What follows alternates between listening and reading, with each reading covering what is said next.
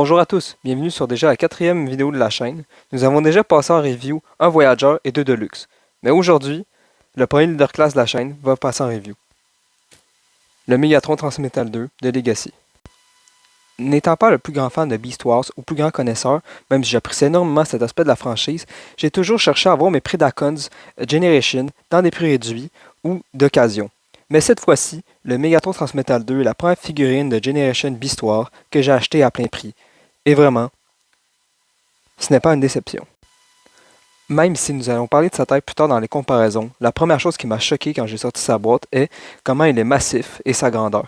Le voici par exemple à côté d'un Deluxe de taille moyenne. Il est à peu près plus de 2 fois plus grand qu'un Deluxe de taille normale. Chose aussi, je m'ai noté sur mon exemplaire, c'est que ce qui dénote autour du robot qui lui sert de backpack ne s'éclipse pas sur mon exemplaire et à chaque fois que j'essaie de le faire, déclipse la tête. Donc c'est pour ça que lors de la review, vous verrez que le torse est toujours déclipsé. Vu sa taille, j'avais des inquiétudes au niveau des détails qu'ils allaient mettre sur la figurine pour le budget. Mais au final, comme vous pouvez le voir, il est rempli de détails et peut-être même une des figurines les mieux détaillées que je possède dans ma collection. En parlant des détails, j'ai été agréablement surpris de voir des différences entre les deux côtés du personnage qui forment des asymétries que je ne savais pas. Bien sûr, je savais que ses deux bras étaient complètement différents vu son design transmétal. Mais par contre, je n'avais pas noté les différences de détails sur les pieds et aussi sur les genoux. Pour ce qui est de la tête, je n'ai rien à redire, c'est parfait. Les yeux, les dents, le nez, tout ça avec une peinture silver qui rend du plus bel effet. Un autre détail que j'aime beaucoup sur la figurine est son orbe qu'il possède au milieu de son torse, que j'ai toujours trouvé faisant très organique et ressemblant à un œil, mais cela est aussi dû au design de base. Pour ce qui est des articulations, commençons par la tête. Elle peut tourner légèrement des deux côtés, mais est gênée par la queue du mode alternatif qui est tapé dans les ailes à l'arrière. Et la tête ne peut ni aller à l'arrière comme à l'avant.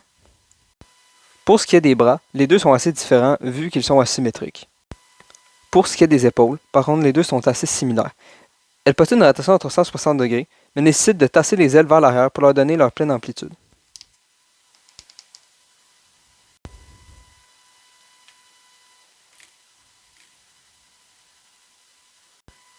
Pour ce qui est du bras gauche de la figurine, elle est assez différente du bras droit et possède 4 ball joints pour donner après les poses qu'on veut, puisque cette partie deviendra le cou du dragon. La tête peut tourner à 360 degrés, même s'il faut donner certains angles pour que cela marche. Elle possède aussi une mâchoire articulée. Pour ce qui est du bras droit, possède une rotation au biceps et aussi un double pliure au coude, ce qui est nécessaire pour la transformation pour replier le bras sur lui-même. Vu la transformation, le poignet peut aller vers l'arrière, mais ne possède aucune rotation. Pour ce qui est du bassin, il peut tourner à 360 degrés, même si les jambes peuvent un petit peu taper dans les ailes par moment. Pour ce qui est des jambes, elles possèdent une plutôt bonne amplitude sur les côtés, une rotation à 360 degrés au niveau de la cuisse, une plutôt bonne amplitude vers l'avant, mais pas tellement à l'arrière vu son petit backpack et ses ailes. Les genoux peuvent aussi plier à plus de 90 degrés. Ses pieds ont une bonne amplitude vers l'avant comme à l'arrière. Et il possède aussi une inclinaison au niveau de la cheville.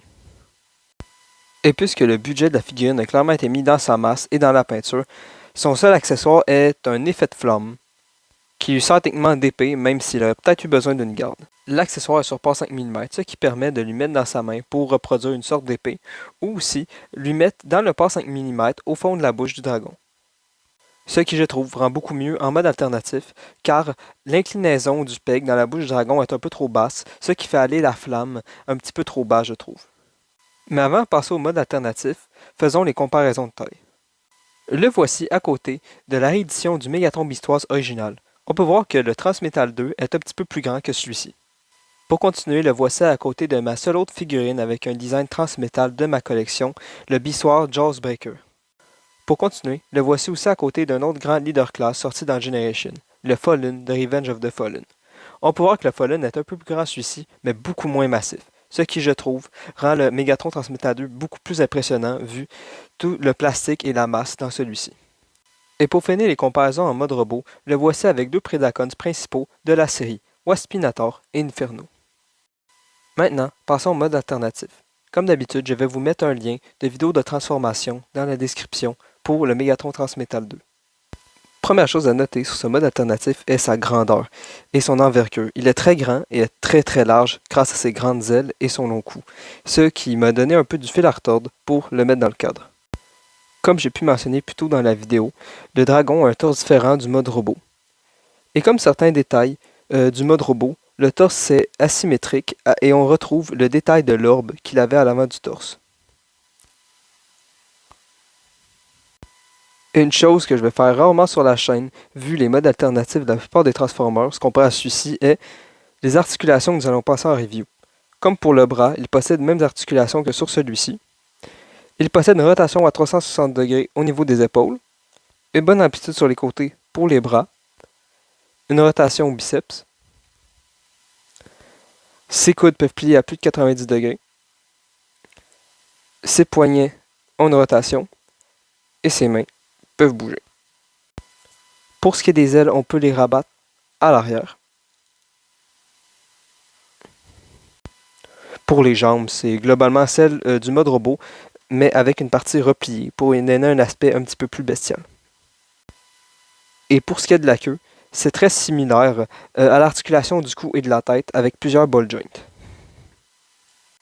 Une chose que j'aime énormément à propos de son mode alternatif, hormis sa stature, est le sculpte de la tête du dragon qui fait extrêmement menaçant et expressif. Pour ce qui est des comparaisons en mode alternatif, je vais faire certaines comparaisons, vues de dessus, pour montrer son amplitude à côté de modes alternatifs de jet ou de modes alternatifs d'animaux ailés.